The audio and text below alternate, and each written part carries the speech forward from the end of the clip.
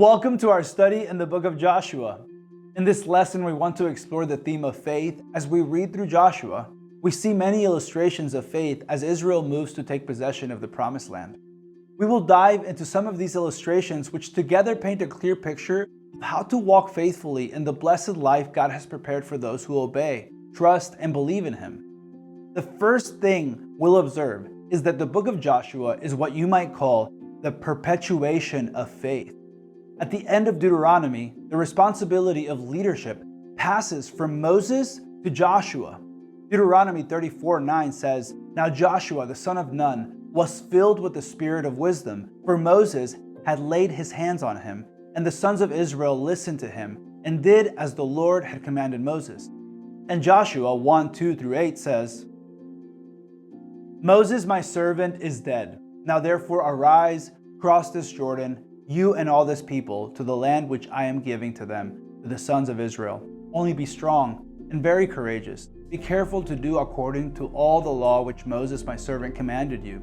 Do not turn from it to the right or to the left, so that you may have success wherever you go. This book of the law shall not depart from your mouth, but you shall meditate on it day and night, so that you may be careful to do according to all that it is written in it. For then you will make your way prosperous, and then you will have success." This charge is given to Joshua as he becomes the new leader. In it, we see an emphasis on obedience. The type of faith we see in the book of Joshua is faith in action. It is obedient faith. In the character of Rahab, who we first find in Joshua 2, we see an unlikely picture of faith. In this passage, 2 Israelite spies come to Rahab's home in the city of Jericho, and she hides them from the local leaders. When the authorities come looking for these Israelites, she sends them away in another direction. She is commended for this because she acts out of knowledge from a position of faith. The 11th chapter of Hebrews explains that Rahab, who Scripture tells us is a prostitute, is actually a heroine of faith, saying in Hebrews 11:31, "By faith Rahab the harlot did not perish along with those who were disobedient, after she had welcomed the spies in peace." You see, when those Israelite spies come to Rahab's house looking for help, she demonstrates faith in God. In Joshua 2:9-13, she says, "I know that the Lord has given you the land, and that the terror of you has fallen on us, and that all the inhabitants of the land have melted away before you. For the Lord your God, He is God in heaven above and on earth beneath. Now therefore, please swear to me by the Lord, since I have dealt kindly with you, that you also will deal kindly with my father's household, and give me a pledge of truth, and spare my father and my mother and my brothers and my sisters with all who belong to them, and deliver our lives from death." This is incredible. Rahab has heard of this God while living in such a sinful place, and even if she doesn't fully understand, she recognizes that He is God of heaven and earth. The 2 men respond to Rahab by making a covenant with her and give her a symbol of that covenant, a scarlet rope. They say to her in Joshua 2:18, "Tie this cord of scarlet thread in the window through which you let us down, and gather to yourself into this house your father and your mother and your brothers and all your father's household." Rahab believes and obeys her convictions about Israel's God, and her firm faith saves her and her whole family from the destruction that everyone else in Jericho will face. The red rope that hangs out of her home on that day the Israelites attacked, one may call a picture of faith. It marks her home as a little piece of Israel in the condemned city of Jericho. This imagery is a beautiful reminder that God's invitation is to all people, and that even foreigners like Rahab can be brought into the people of God. Do not only focus on her label as a prostitute or the lie she told. Instead, notice that the most important thing about her is her faith. It is her faith that saves her. Because she boldly puts that faith into action, Rahab is one of 4 women named in the genealogy of Jesus Christ. She is a true heroine of faith. As an important side note, Rahab's story is a foreshadowing of the cross. In the same way that Christ's act of righteousness on the cross covers over the sins of others, Rahab's act of faith provides salvation for her whole family. They believe in and accept Rahab's protection and follow what she says to do. They are included in the gift that she earns. God also accepts us when we are one with Jesus and believe in him. Now in Joshua 3, you will find the proving of faith. When God affirms Joshua as the new leader, he demonstrates to the people that his blessing is upon Joshua just like it was upon Moses. God also performs miracles for the people to show them that he is still with them and that they will cross the river Jordan and enter Canaan. Joshua 3:15-16 records, "As soon as those bearing the ark had come as far as the Jordan, and the feet of the priest bearing the ark were dipped in the brink of the waters coming down from above stood and rose up in a heap very far away."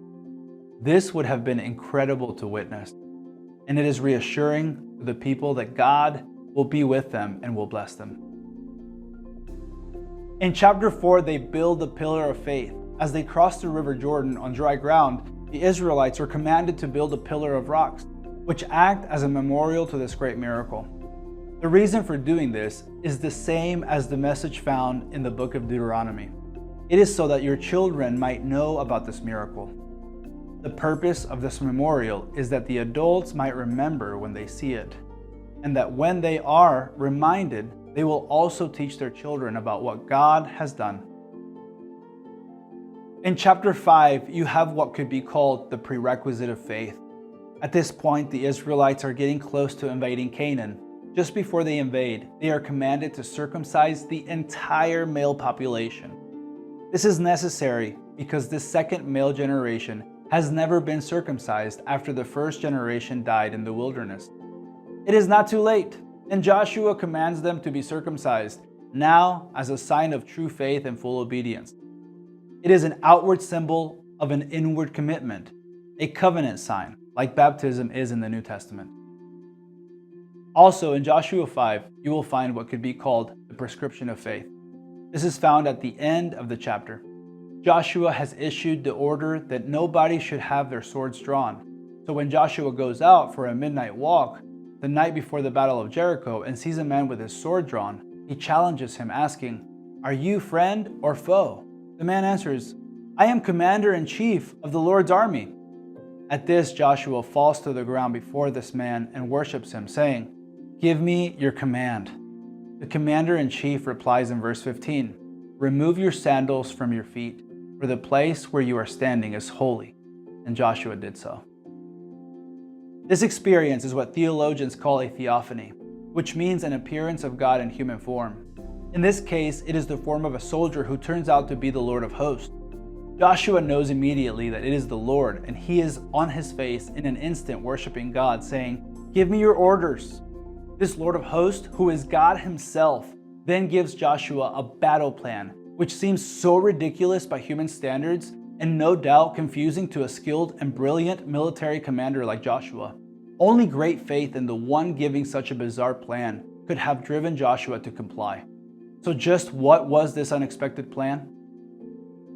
According to Joshua 6, the Israelites are told to come out of their camp and march around the city of Jericho. Leading the march there is to be a large body of armed people, then 7 priests blowing on ram's horns, then some priests carrying the ark, and then the rest of the military people, perhaps even the rest of the population, following behind.